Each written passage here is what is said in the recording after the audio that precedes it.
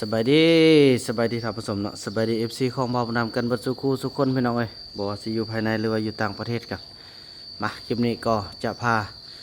ทุกคนมากินข้าวกินน้ำนำกันเด้อมากินข้าวนำซาวลี่เด้อเนาะพี่น้องเอ้ยมื้อนี้ก็มีแกงขมเนาะแกงซีนควายขมใส่เพียซาวลี่เพิ่นอยากกินอันใดเฮาก็ต้องได้จัดไปแนวนั้นเด้อพี่น้องเอ้ยต้องได้ช่วยเขาเจ้าช่วยเต็มที่มาไอ้เฟื่องเลยเรื่องนั้นเรากินก้อนไอ้เฟื่องมากินข้าว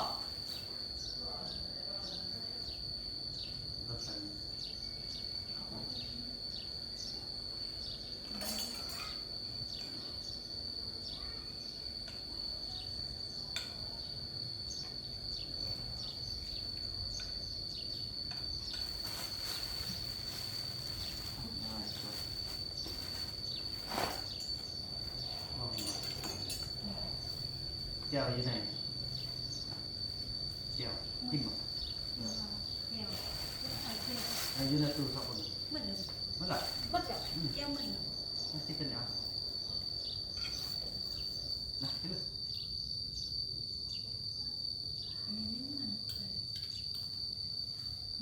กุ้ง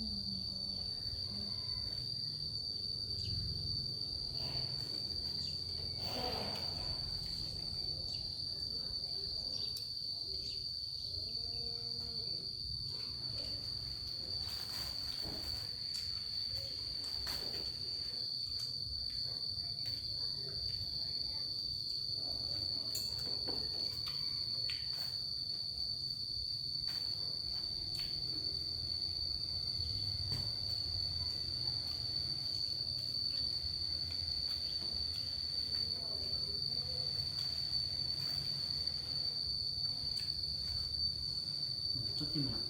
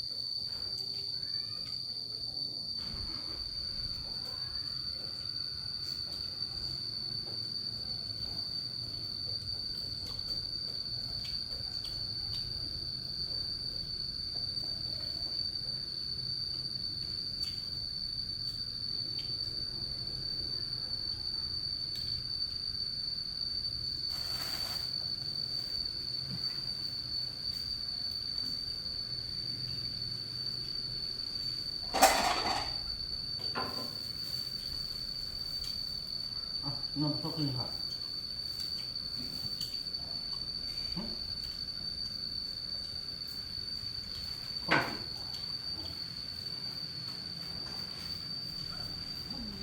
แกงข้ม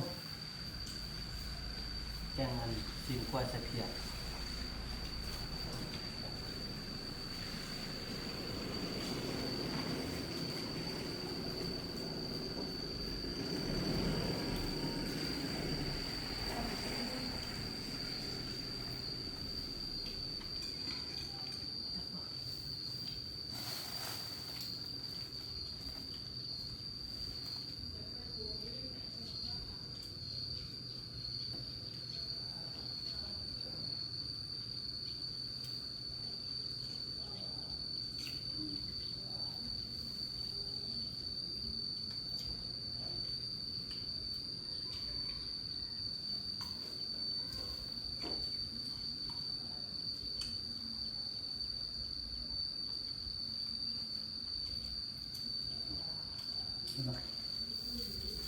อันนี้มาเฟืองเลย จะอิ่มหรอ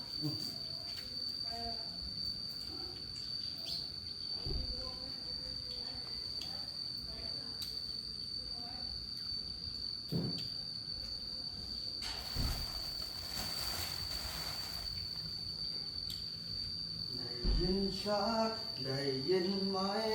น้ำเพื่อนมา ว่าฉันใจของฉันจะอยู่ไหน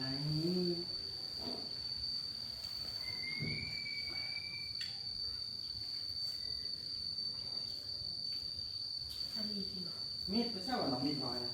นิดหน่อยอ่ะ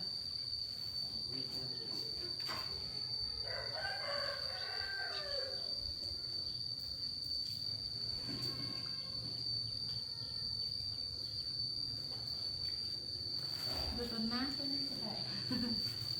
ดู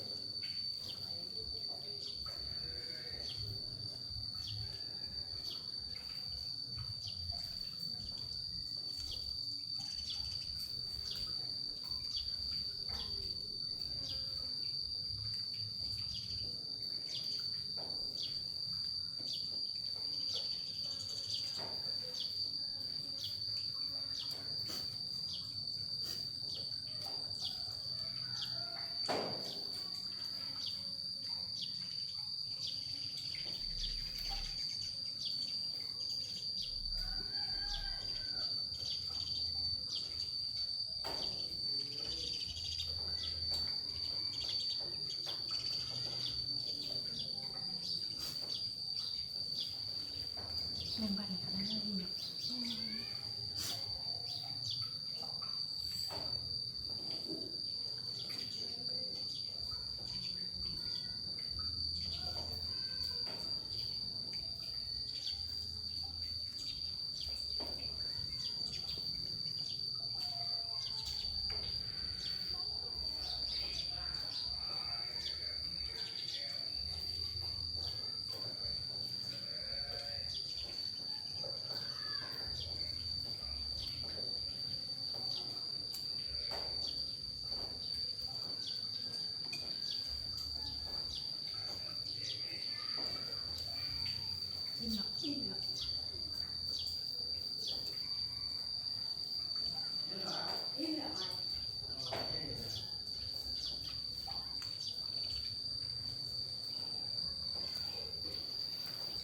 ะนั่นๆพี่น้องเอ้ยเนาะนางเอกเฮากินข้าวจบแล้วก็สิจบคลิปกันส่ำนี้ก่อนพี่น้องเอ้ยเนาะแล้วก็ว่ากันใหม่ในคลิปต่อไปคลิปนี้บ่าวนำขอกล่าวคำว่า